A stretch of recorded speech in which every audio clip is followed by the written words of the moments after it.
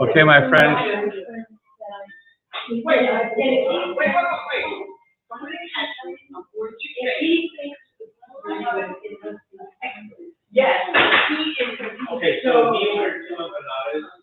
Okay, my friends, you ready? Let's get started. Oh, you can meet him.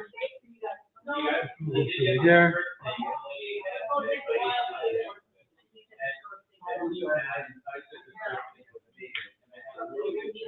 Okay. You got it? We're in, we're live. Okay, we're live. There you go. Okay, perfect. My friends, ladies and gentlemen, social time is over. You can continue after the class, God willing. So good evening, everyone. Let's make sure if you're watching, please say hi so I know that you're going to join us for what's going to be a great class. Bezrat Hashem. Take your feedback out. So, Art is watching. Chag Sameach. Art, how did you know it's a Chag? Hello, Kim. Hello, Andrea. How are you? So, Art is right. First of all, tonight's class is in memory of Yitzchak Yosef, the Shamash Innovation, and the Yosef of Yosef and Yeshayo. We'll give a sign for him. So, Art is right. I want to start. You ready, guys? I want to start. Showtime. Showtime. I'm on fire. We're ready to go. Because I'm still feeling the energy in the celebrations of the amazing, amazing miracles that we, the Jewish people, have been blessed to see in the last, I guess it's 12 days, 10 days. It feels like, sometimes it feels like a day. It feels like, it's amazing. Hopefully the ceasefire is a good thing. Hopefully Israel has accomplished all its goals. I don't know if they have or not. Unfortunately, we don't fight to win. We fight for ceasefires. So, unfortunately, it's another topic that's not going to be tonight's topic. But the point is that the entire world, minus the propaganda arm of the Iran, you saw the headline I shared right in the chat, Tehran News. Iran on the Herald of Victory is striking the largest U.S. base. Hey, whatever. Zolzan, let them convince themselves. But the point is that that we're living through a time where the whole world is in tremendous awe of what Israel is able to do. Small country of not even 10 million people against a country of 90 million people with money up the gazoo, spending years and years dedicating everything they have to destroying their enemies, the people of Israel. And we have literally been blessed to see tremendous, tremendous, tremendous miracles. Miracles that are so great that they're like the story of Purim, where God is working with us together. So let me say L'chaim. I'll make the class better. L'chaim that we should have. It's L'chaim there. It's from the cigar side, but it's not came prepared. Thanks for the tea, but L'chaim that we should keep on seeing open, revealed miracles. The ultimate revealed miracle, the miracle of Mashiach, God willing, very, very soon. It's already happening. I'm not going to get too distracted. L'chaim, L'chaim. Okay, good evening, everyone that's watching. And tonight we're officially going to give a class on an emotional attribute, which, as I told you, is a journey. So it's something I'm still working on. We talked about it last week, self-esteem. But we're going to go back to Israel at the end. Today's class will directly tie into the current political situation in the land of Israel and the, not politics, but the political, the mood, the morale, the mood of the people in Israel now. And of course, the conflict that we're in conflict. I don't know what you call it.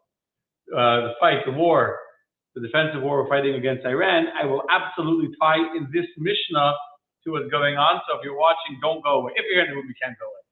I'll see. If you're watching online, don't go away because it's going to get exciting.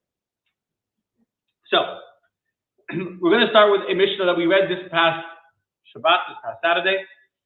And I should tell you again, we're talking as I'm learning. Every Shabbos I learn now the Pirkei Avos, the ethics of our fathers.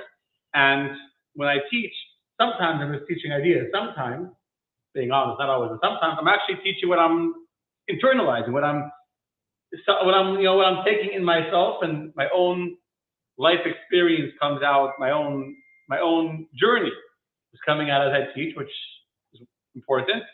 Part of what makes teaching real, because it has to be real to the person learning it if you want to be real in conveying it.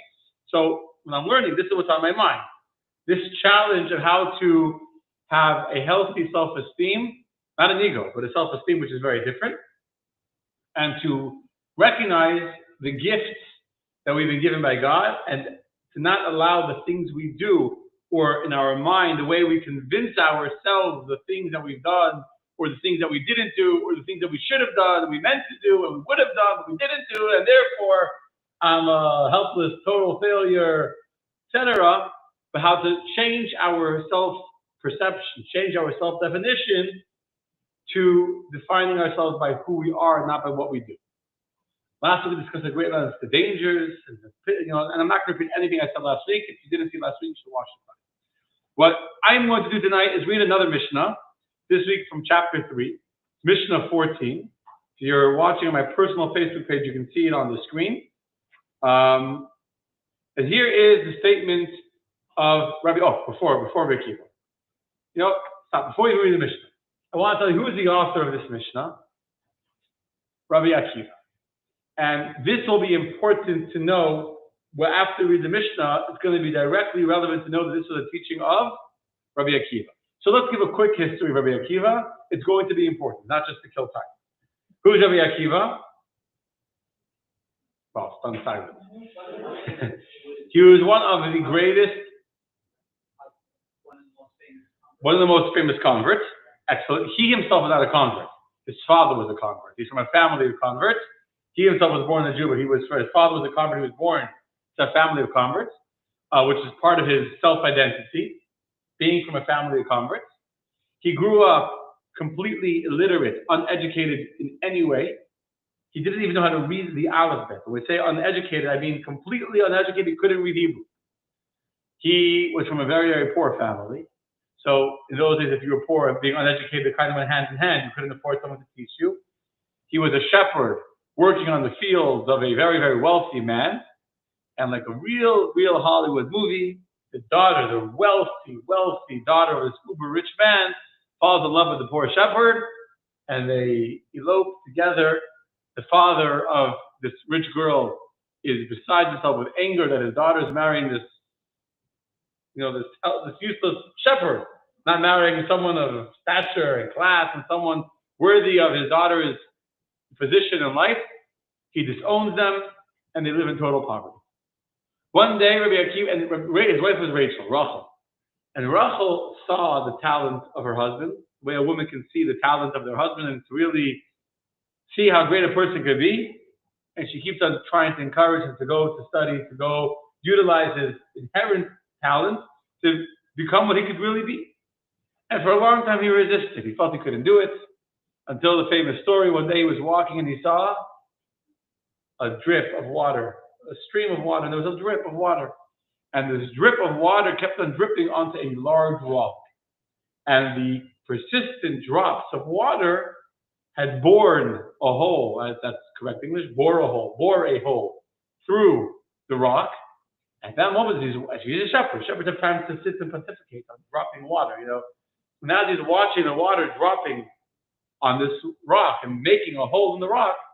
He says to himself, if water, which is soft, and how strong is water, can make a hole in this strong rock, how much more is it true that the words of Torah that are compared to water can penetrate my heart and my mind that is softer than a rock. And with that, he made a commitment to go and study in yeshiva.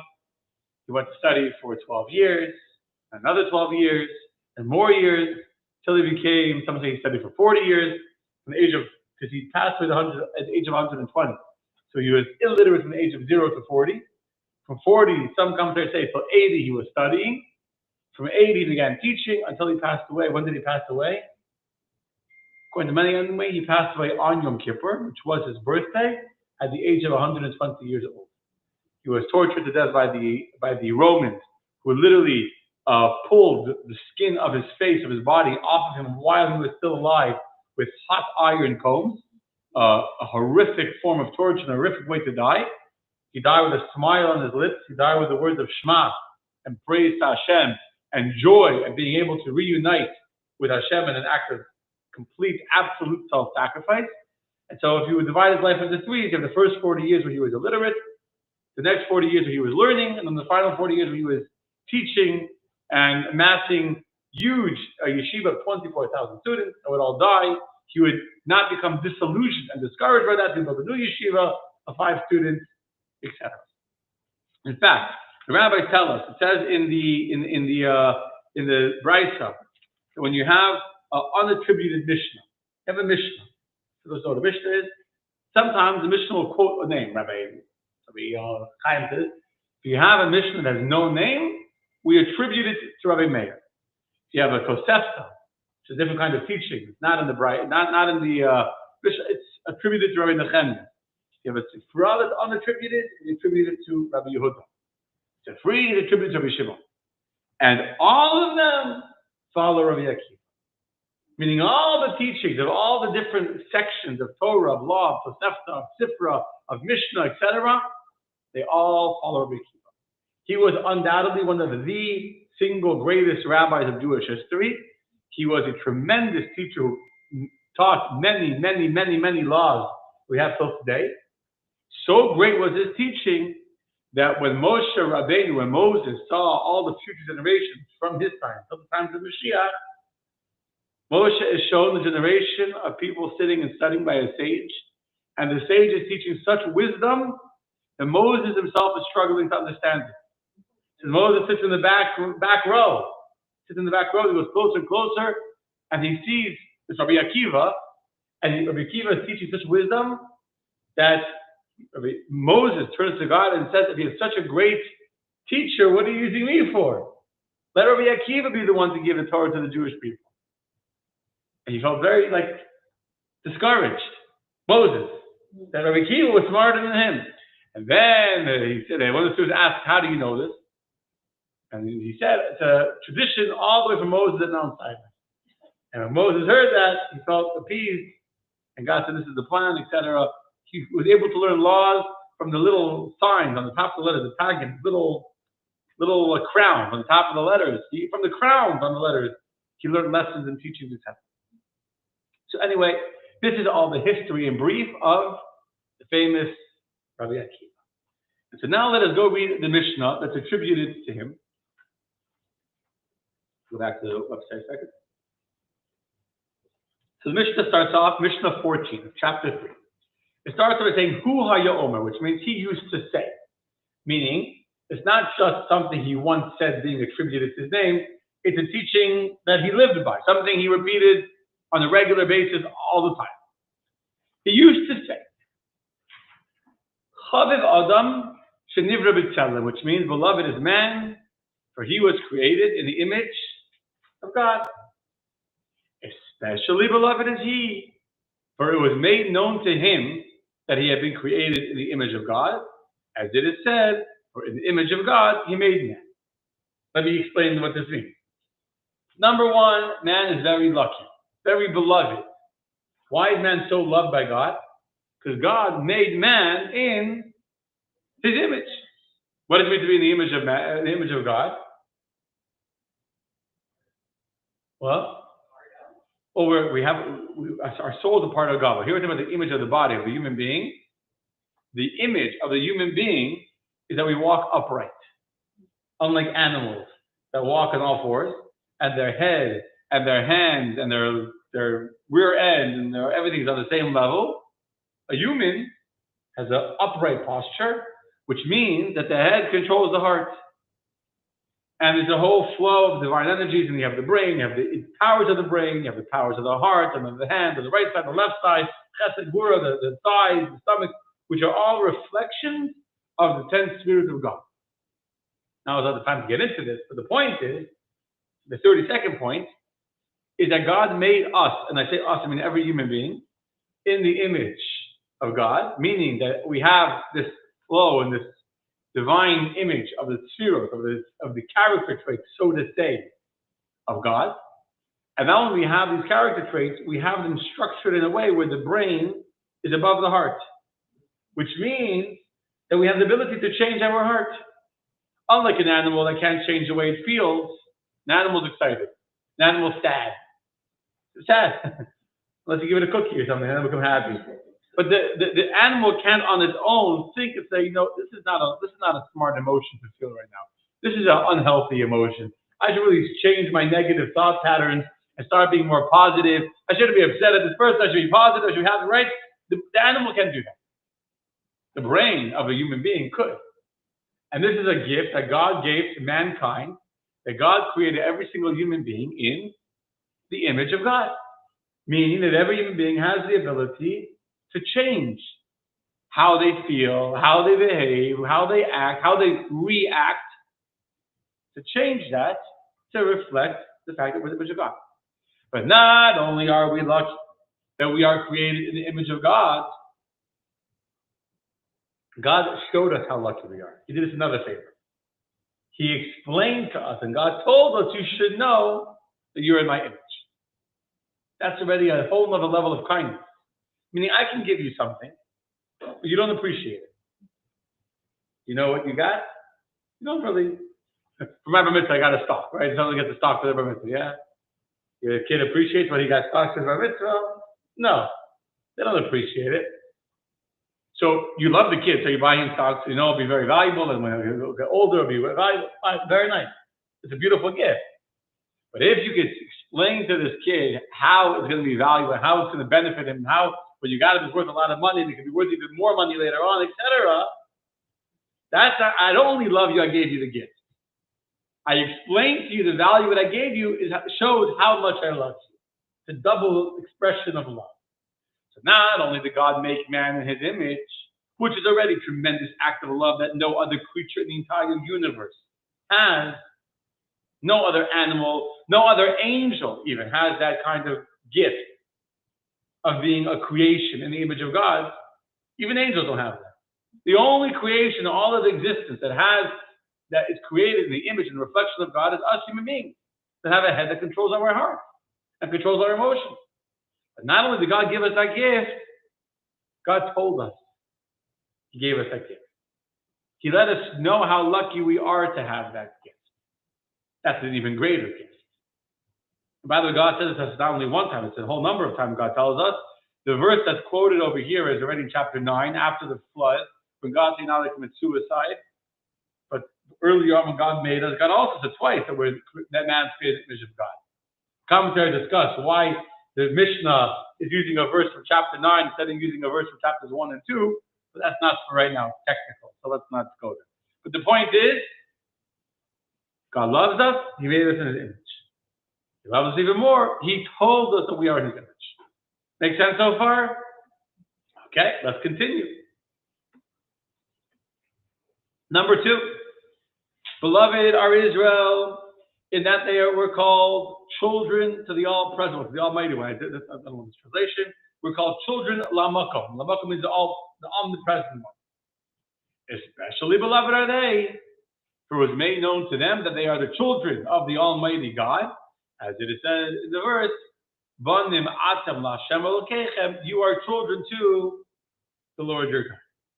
Okay? So that's number 2. Not only is God loving us by choosing, now we're talking about the Jewish people. Not only did God choose the Jewish people to be His children, but God tells us, Banim atem la'Hashem Elokechem, you are children to Hashem your God.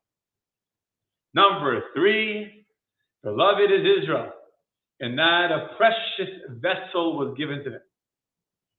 Especially beloved are they, for it was made known to them that the desirable instrument with which the world had been created was given to them, as it is said, for I give you good instruction, forsake not my teaching. So here is number 3. God says, not only are you my chosen children, I gave you a precious vessel. The precious vessel is the Torah, which was the blueprint of creation. We know we talk about many times the whole world was created through the blueprint of the Torah. But not only did God love us and give us the gift of the Torah, but God even tells us how lucky we are by telling us, for I give you good instruction, forsake not my teaching. Okay. So my friends, let us understand what is the lesson. What is the ethical teaching here? Pirkei Avos is a book of ethical teachings, right? Meant to teach us, inspire us, to teach us how to be better. So what, my friends, is the ethical teaching for us in this Mishnah? But still, it's very nice. Okay, we're called children. Humans were in the image of God. We're the children of God. We were given the gift from God, the Torah. Very nice. What's it teaching us? Okay, so what's the teaching for you? What does that mean to you? We're very special. I mean, you're right. You should know because that's the topic of the class. Topic is you're very special. Let's go through these three stages, and let's see how these three stages play out in a person's life, every one of us, in our own lives, both in the micro and in the macro, in our daily lives, in our more like in the story of our bigger life, in the story of the Jewish people, and then let's talk about Rabbi Akiva and his story. Okay? So every single one of us wake up in the morning. How do we wake up? Before Moda'ani. Before Moda'ani, this is who you woke up. The moment you woke up, what are you? A human being. You're alive. And you were born in the image of God. That's number one. Then, as Michelle says, you start thinking Moda'ani. And now, when you say Moda'ani, what happens? You become a child of God. You've now just started a relationship with God, like a child talking to his parents. Now you're no longer just a human being alive versus a dog that's alive, or you're a person that's alive. But the moment you start communicating and talking to God, what are you now? A child of God. And then after you pray, you're supposed to learn after you pray. That's what we do here. After we pray, we learn. You start to learn. Now you are blessed, not just be a Jew communicating with your Father in heaven, but to be able to utilize the tool that God gave us, the gift of Torah. Okay? That's in our day-to-day life. You wake up in the morning, you're a human being. Just the third part. After you pray, you learn. Yeah. And when you learn, now that's the gift of the Torah. The third chavim, there's three chavims, the three cherished things that Rabbi Akiva is describing in this Mishnah. That we're in the image of God, we're the children of God, and we've been given the gift of God's wisdom. The tool, rather, of God's wisdom, the tools of the Torah. Well, first we're human, then we become a child, and then we have the tools of God to utilize the gift to become better. I'll get back to the word tool in a minute. In our macro life, a child is born, a baby is born. When you're born, how are you born? You're a human being. Then you get your bris, and you get your Jewish name. We become bar bat mitzvah, and now you become responsible for the mitzvot, and now you're in a relationship with God, child of God. And then when you start to go older, start to study the Torah, not necessarily in school, but to learn properly, now you become a utilizer of the tool, of the gift that God gave you. Same story. This is also true in our history, by the way.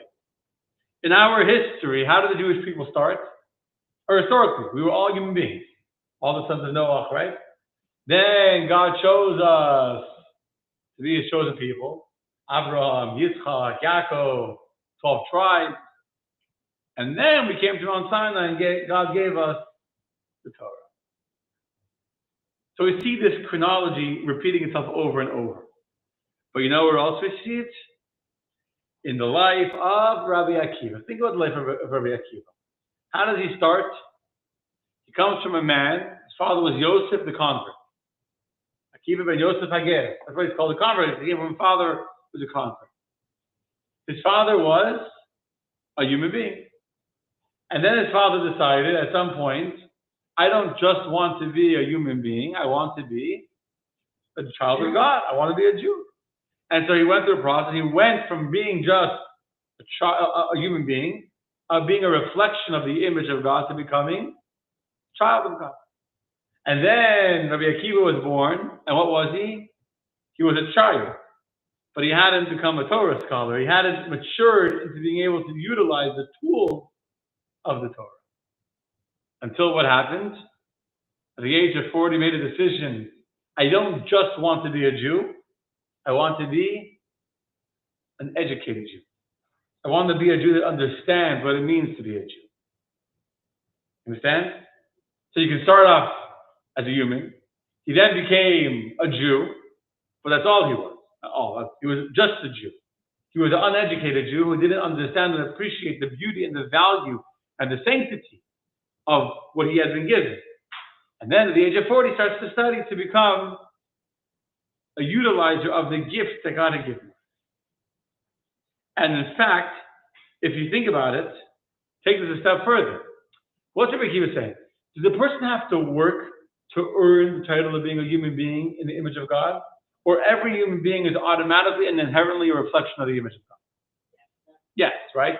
Every human being, whether they were born smart, stupid, fat, skinny, nice, kind, selfish, narcissistic, makes no difference. Every human being inherently is a reflection of the image of God. And so to every single Jew is inherently, makes no difference if they're smart or whatever, they are Banim Atam Hashem, a child to Hashem, your God.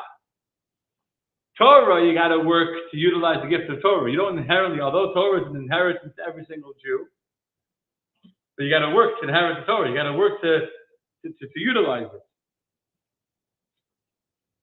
However, this middle stage, you'll notice that some rabbis at the time of Rabbi Akiva felt that to be a Jew means to be in a covenant with God. You have to be keeping the mitzvot. If you don't keep the mitzvot, then something is lacking. He's not saying, Rabbi Akiva, to be a Jew, you need to do the mitzvot. He's saying that to be a Jew is like to be a human. It's an inherent part of your identity. You understand what I'm saying? There's three stages here. To be a human is automatic. It's who you are, it's not what you do. Got that? The third stage, to utilize the gift of Torah. Is that automatic? No. You got to study Torah to utilize the gift of Torah. If you don't study the Torah, so you were given a precious vessel, but it's only something you were given. It's not something it doesn't change you. It doesn't have an impact on you. So you study it. The middle category, being a Jew, some rabbis will tell you you only achieve the greatness of being a Jew if you live like a Jew. If you're going to keep Shabbat, and you're going to keep kosher, and you're going to go to shul, and you're going to pray, then you'll have a relationship with God. Otherwise, you're a human being that happens to be Jewish. You're not nothing inherently different about you.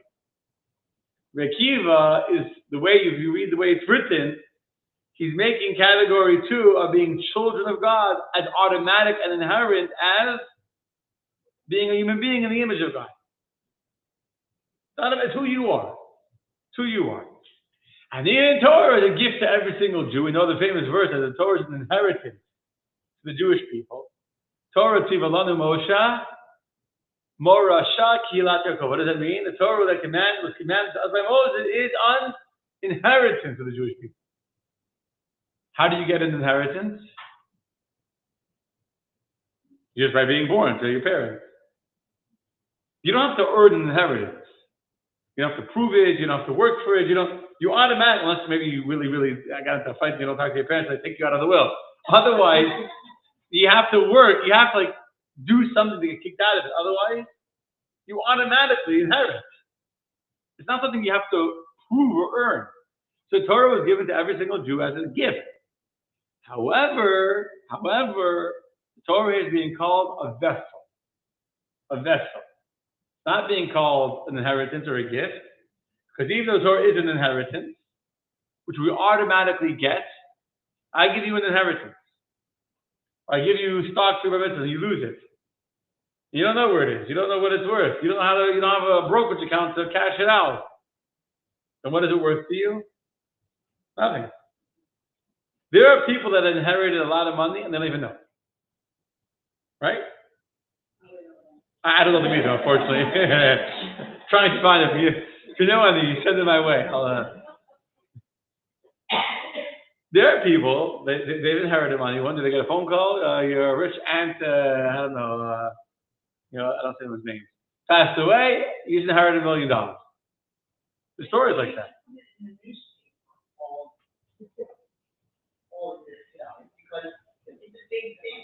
Mm-hmm.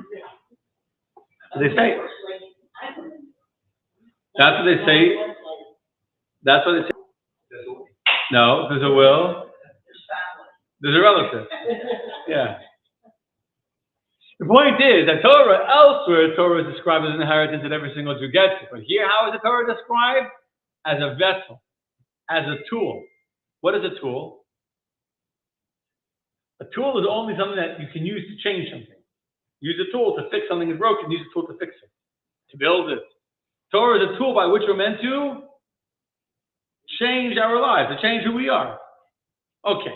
So anyway, so what's the point over here? Let's get to the good stuff.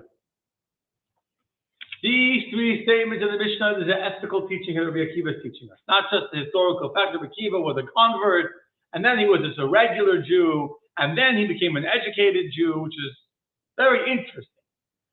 Rabbi Akiva is telling us something far, far more important and far more empowering. What he's telling us? Number one, you were created in the image of God. And therefore you have an automatic plethora of tremendous abilities. Just like God is infinite with tremendous abilities, you are able to succeed. You are able to change yourself. You're able to become a better person. Why? Because you were born with this tremendous image, the image of God. But not just are you born with the potential to succeed because you have the potential to be in the image of God, you're a child to God. What does a parent want for their child? The best. A parent wants their child to succeed even more than them, to be richer than them, to be more successful than them. That's what a parent wants. A parent doesn't want, be almost as successful as me. No, a parent wants to see their kid do better than them. A healthy parent, anyway. Healthy parent.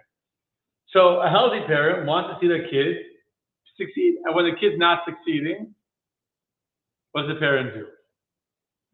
They push them, they guide them, they encourage them, they give them a pep talk, give them advice, they help them out, they give them money, they give them whatever, right? The parents will do whatever it takes to help the kid succeed. So not just were we created in the image of God and that's the end of the story. Number two, we are children of God who has God helping us. God has our back trying to encourage us to make us do better. Not only does God give us guidance, etc., God gave us the ultimate tool with which to succeed, which is the Torah. When you have the Torah, you have everything you need to succeed. Meaning, you don't just have an inherent skill set. You don't just have the encouragement of your parents or of God. You have all the resources you need. God gave us everything we need to be as successful as it's possible. God gave us the inherent skills, and God gave us the resources. God gave us everything we need to be successful. That's the teaching. So now, how do we see this in regards to having a healthy self-esteem? Before I go, is this clear so far? That's what we keep us teaching us. You have the skill set, you have the inherent skill set, you have the encouragement and the guidance and the push of God to help you. So God is not just enabling you to succeed. God is encouraging you and helping you and pushing you to succeed. And God is giving you all the resources, all the tools you need to succeed. But let's take this now to the conversation of self-esteem, which is what we're living through now. At least I am thinking about when I'm learning this Mishnah. What is this Mishnah telling us? On one hand, the famous dichotomy we know that to be arrogant is terrible. For a person to feel good about themselves, to feel proud of themselves and complacent in themselves, those are different words I know, but they come from arrogance. It's a terrible emotion.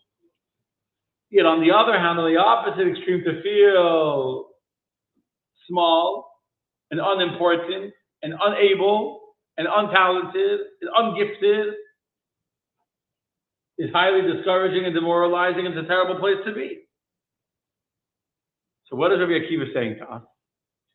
Rabbi Akiva, if you remember his life story, is telling us, I thought that I was a nobody. I thought that I was incapable. I thought I couldn't learn. I couldn't learn. It was based on reality. It wasn't just being depressed.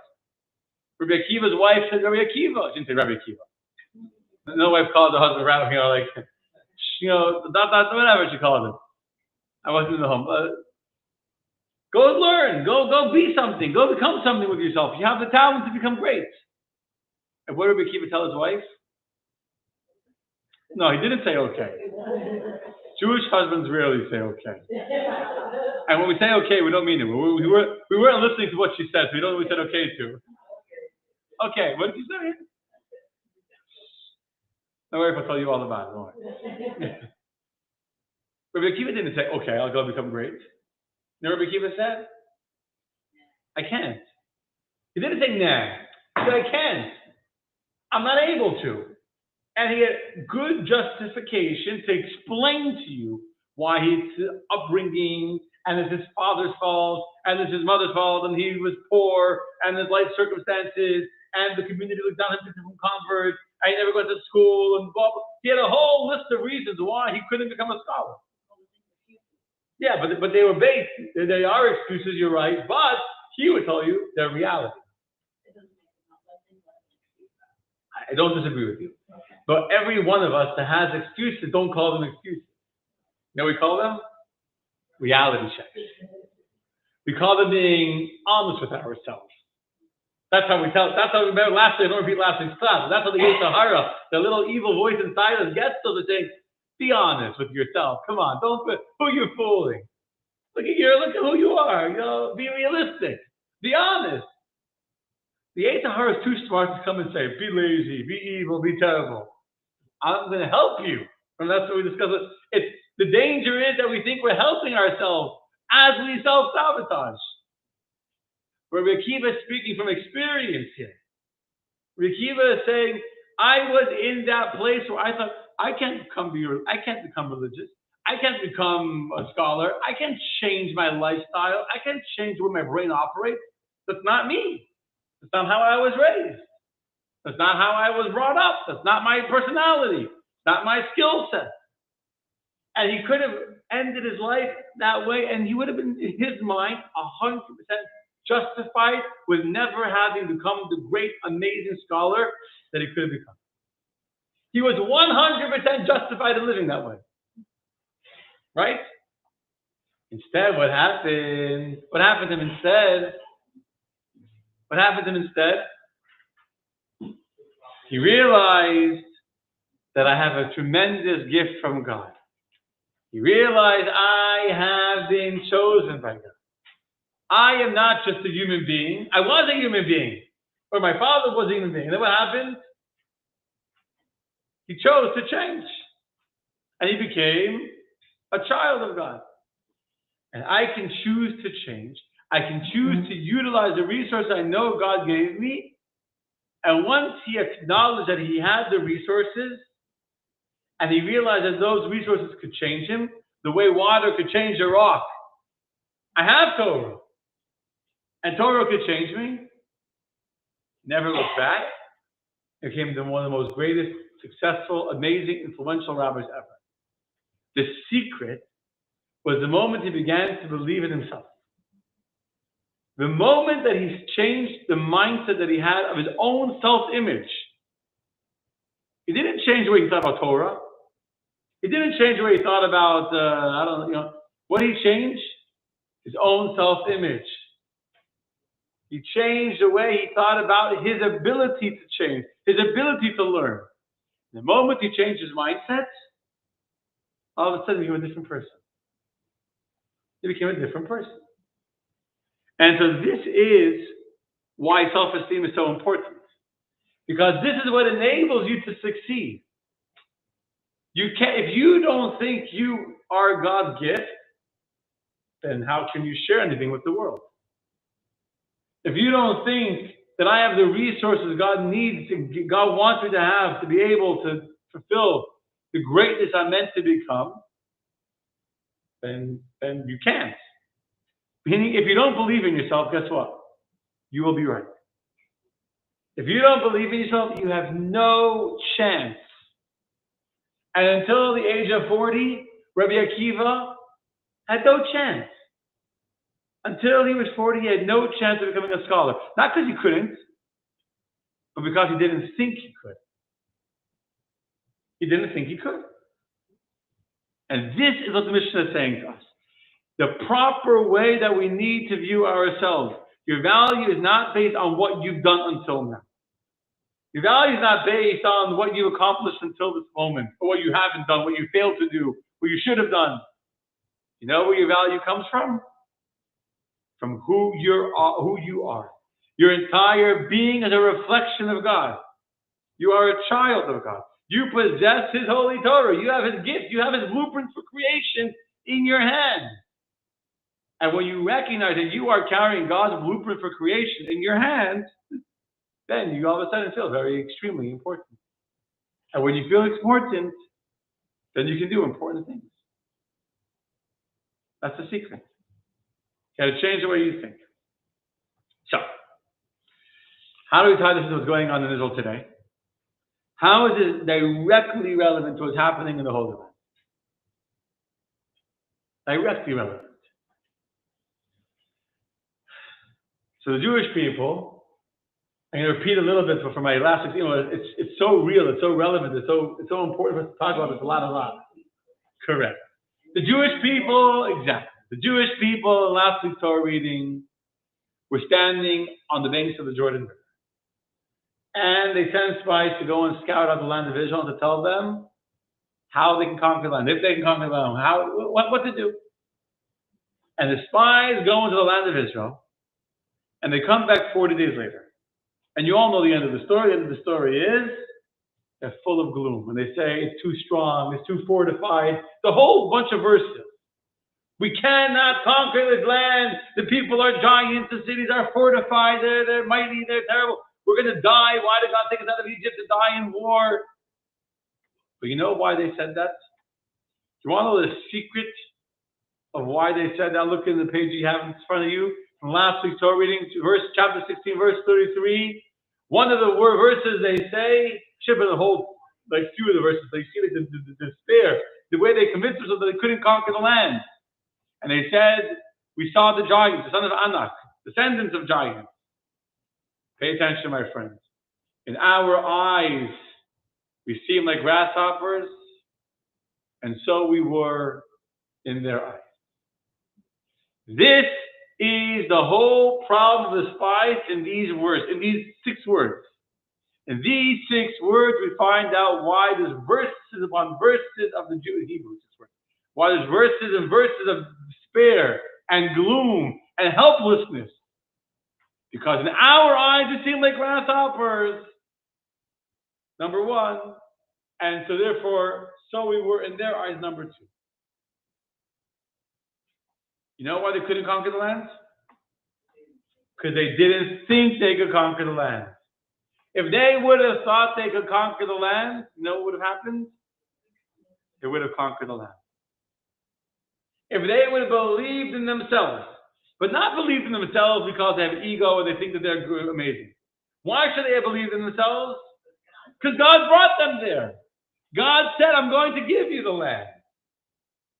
So the self-esteem doesn't come, I maybe didn't say this clearly enough before, the self-esteem doesn't come because I think I'm great. The self-esteem is a humble self-esteem. I didn't clarify this well enough before. The self-esteem is a humble self-esteem. It's a self-esteem that God is empowering me. Why am I great? Because I'm a reflection of God. Why am I great? Because I'm God's chosen people. Why am I great? Because I have God's wisdom inside me. I know the secret of humanity, the secret of creation. I have the Torah. It's not that I'm great because I'm great. I'm great because God made me great. The Jewish people standing on the banks of the Jordan River were meant to be great. God made them to be great. God gave them the ability to be great. God said, I'm going to give it to you. But even though they had that, they had all the gifts, they had the Torah, they had being God's chosen people, they were children of Hashem, etc. In their eyes, they felt like grasshoppers. In their eyes, they felt that we can't. And as I said before, if you think you can't, guaranteed that you can't. Money back guarantee. If you think you can, then you have a chance. But if you think you can't, you'll be right. You'll be right either way. Not always thinking you could is a guarantee you will. But thinking you can is a guarantee you won't. And this, my friends, was the whole story of the spies. There was a people that were, why did they not enter the land? They weren't being punished to not enter the land. The moment they gave it to despair and to gloom and said, we can't conquer it, God said, you're right. A minute ago, 40 days ago, you could have. But now that you've sealed yourself and conscripted yourself and consigned yourself to being helpless, you will never conquer the land. You're lacking the inner strength and the resolve and the moral courage to be able to fight, and you won't be able to conquer it. You just can't. It's a natural consequence of their behavior that reflects the fact they were not able to conquer the land. So they had to die in the desert, and a new generation would have to come instead, because this new generation would hopefully have more strength and be willing to fight, to trust, to feel the greatness they had because of God within them, to be able to fight for the land. The Jewish people, 3,337 years ago, is exactly how many years ago it was. And like 2 weeks.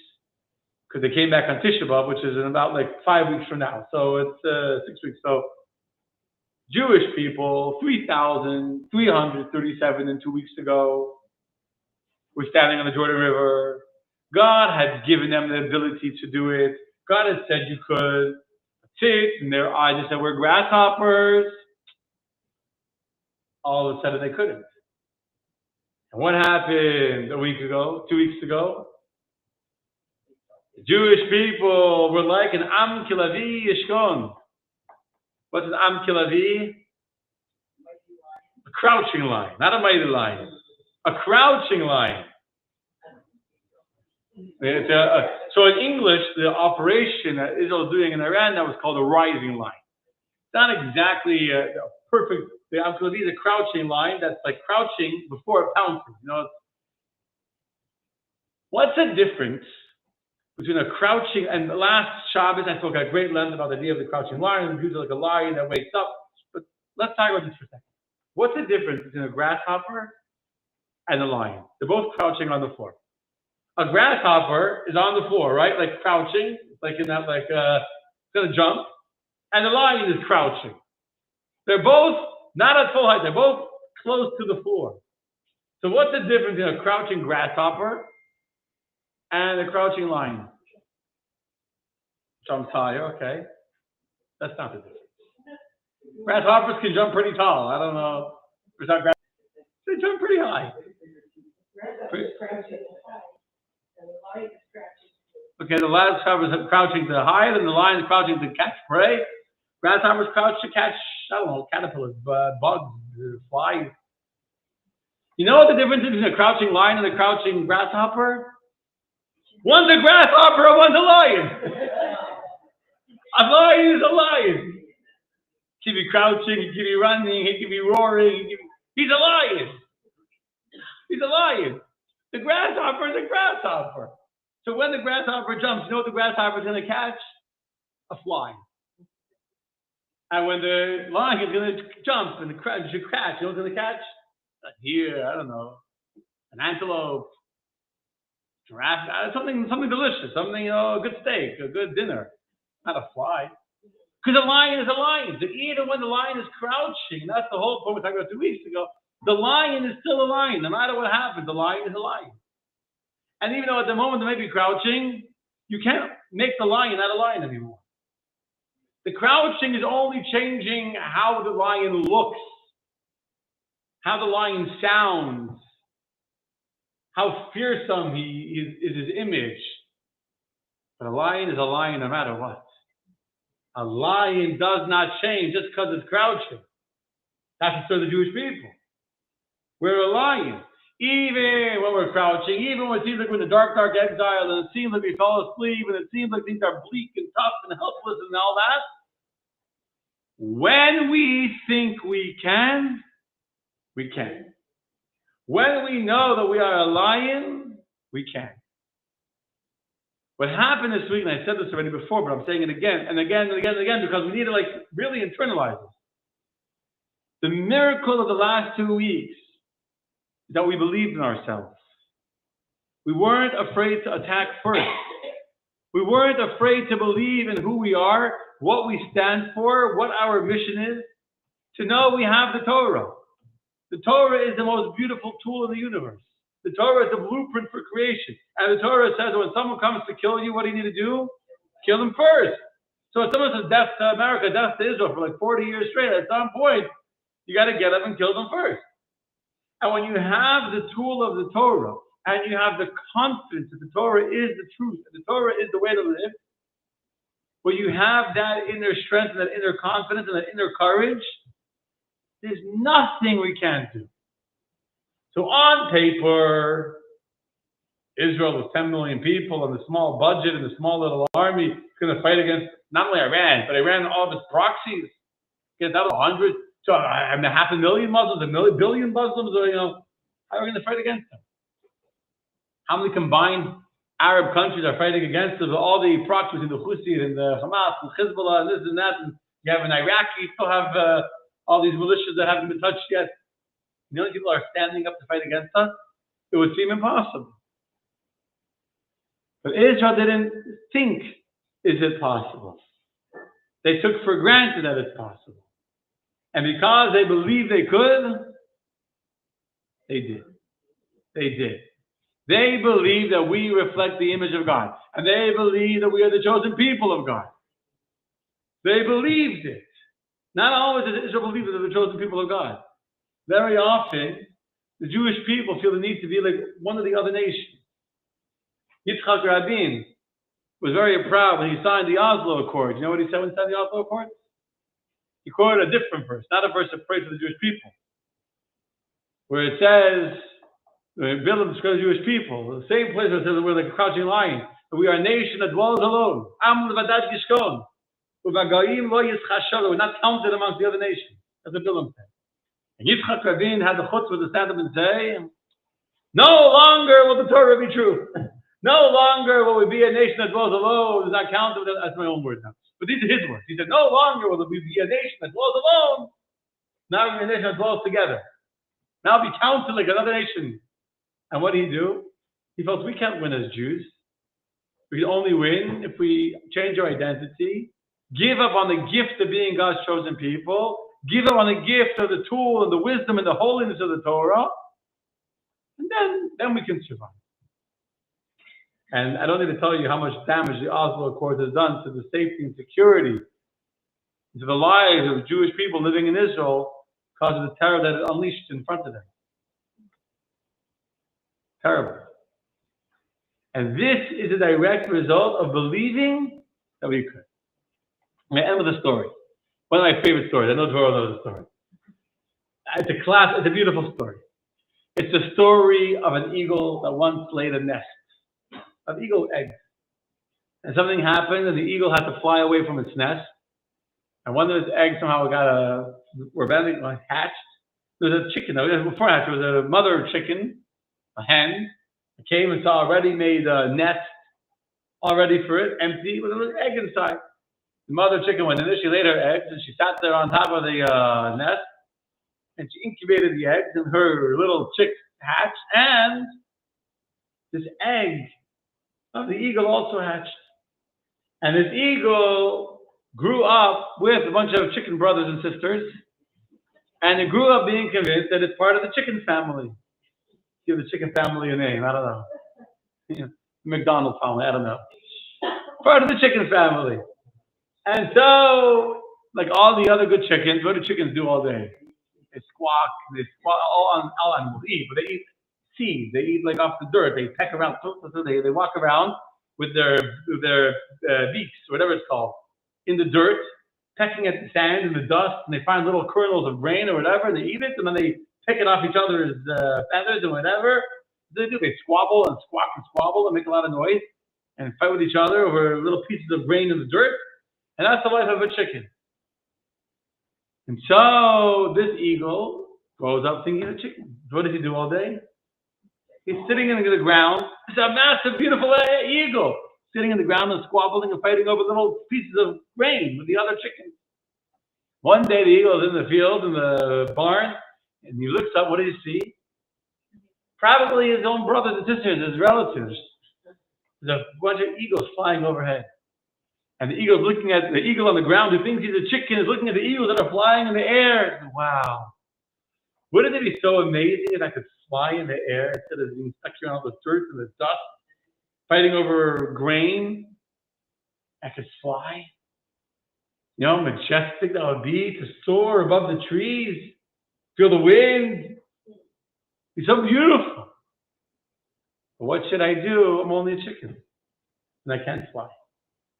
And this is the sad end of the story, my friends.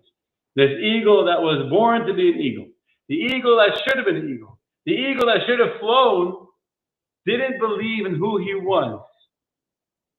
Not because he was lacking self-esteem, because he was conditioned by the environment around him to believe that he can't be as great as he could be. He was conditioned to believe that he can't be better than the other nations, conditioned to believe that he can't be God's gift to humanity, because he didn't believe with true depth that he is in the reflection of the image of God, that he's a child of God, that he's the gift of God's wisdom, of God's Torah. And so the eagle, instead of soaring high in the sky like an eagle, is running around chasing after dollars like all the other chickens on the street. This Mishnah. Rabbi Akiva is telling us, I was that chicken. I was that uneducated ignoramus that couldn't read Hebrew. And for 40 years of my life, I thought I can't be any better than that because I don't have the ability to. I don't have the tools. I don't have the upbringing. I don't have the education. Then at 40 years old, I realized I could. And the minute I decided I could, the minute I realized what I have been given to me, who I am, not just what I've done until now, was the minute I was able to become someone totally different. Was the minute I was able to change my life completely. And that's the ethical teaching for us from the Mishnah, Rabbi Akiva. Okay, my friends. Nuggets, good story. Thank you. Thank you. May Hashem continue to bless you greatly. Thank you, Jessica. I appreciate it very much. Thank you, Maria. Thank you, Merly. Oh, Shira, how are you? Thank you. Oh, Andrea. You're all well. Hope you're healthy. Well, Art Yashikoach. Thank you. Thank you, Jairo. Shalom Ben Sionis. To you too. Shalom de Stefani. Diane. Shalom Diane. Thank you very much. Oh, Dora Khan. Thank you. Dora Khan. Thank you for watching all the Pennsylvania, being part of the beautiful class. Thank you, Vivi. I don't understand what you wrote, but that's okay. L'chaim, Jessica. L'chaim, everyone. Only for good things. Shalom from Olympia, Washington State. Thank you, Joe. Appreciate it. Hello. Thank you, Eugenia. I'm glad you're watching and enjoying. Thank you, Lori. Shall enjoy. Thanks for watching here. Thank you, Louise. I'm glad you enjoyed it. Thank you, Jessica. Thank you all. Laila Tov. B'ezrat Hashem next week. Same time. Oh, Sunday. Next Sunday. We'll have a bring in here for Gimel Tammuz, God willing. With my esteemed brother, Rabbi Shlomi, God willing, B'ezrat Hashem. This coming Sunday, Gimel Tammuz. Okay, thank you, Ben.